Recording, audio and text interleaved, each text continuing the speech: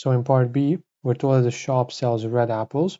60% of the red apples sold by the shop weigh more than 80 grams. And we have 160 red apples chosen at random from this shop.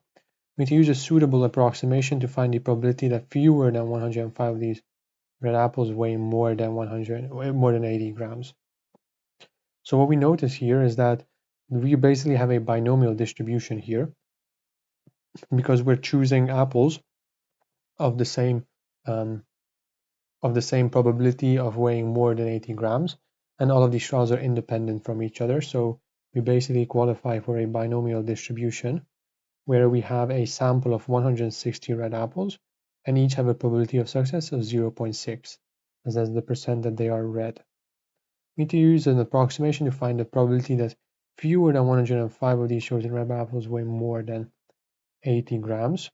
So to do this, we need to convert it into a binomial distribution. We know that the mean of a binomial distribution is simply the number of trials times the probability. So 160 times 0.6. This will give us 96.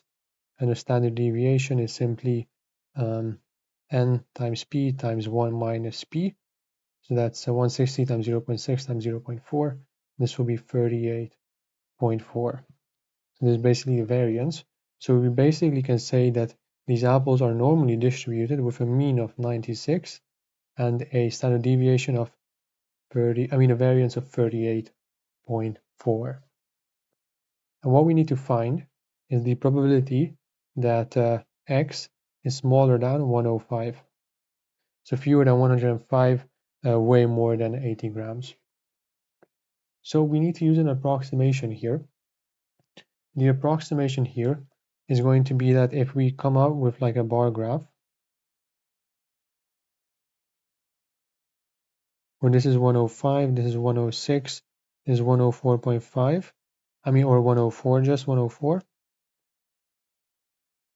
then the approximation we have to use is that being smaller than 105 is basically just already including this block. So everything that's going to be to the left of this will count, and we just we have to convert this into a normal distribution, which we do as an approximation of this y normal distribution being smaller than 104.5.